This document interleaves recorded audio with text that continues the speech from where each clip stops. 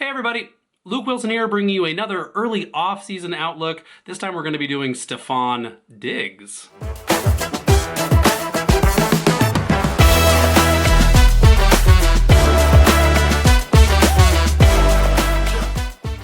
All right, so you probably already know all about Stefon Diggs' 2023, but just to briefly recap, first half of the season with Ken Dorsey as the offensive coordinator, he's great. He's a wide receiver one. He's fulfilling the ADP that you used on him or owned him for in Dynasty.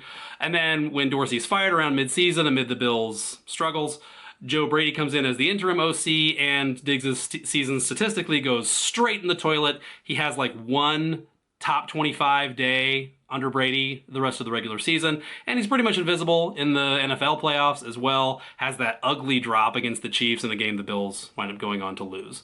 So where things are right now with Stefon Diggs is that his market is really pretty suppressed, and I'm sorry, I have no time for it at all. It's ridiculous.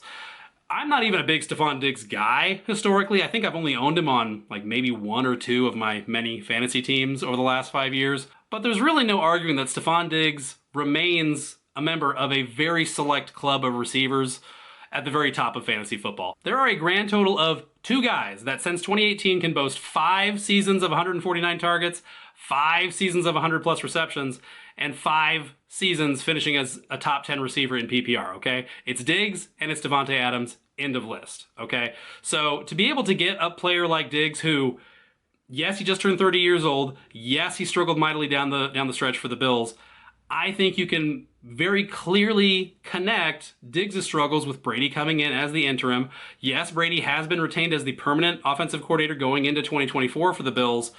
For the amount of money that the Bills still owe Stefon Diggs in 2024 and in 2025, there is no way that his target share is suddenly just going to roll over and die, kind of like where concern has happened for Cooper Kupp in LA with Puka Nacua now in town. That's not going to happen, okay? They owe this guy too much money. He's too central to the offense.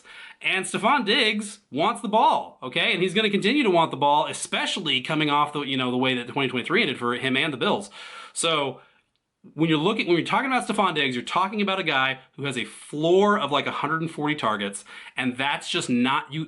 There are very few guys in fantasy football who can say that. You're talking about like CeeDee Lamb, Justin Jefferson, Devontae, Jamar Chase isn't even in that group yet. CeeDee Lamb only just barely has recently entered that conversation, okay? So it is a very select group of receivers. To be able to get him for currently, I mean, we're seeing, I just double checked, his market price right now is something like, like a late first, even like a really, really early 2024 second round pick. Okay, that's crazy.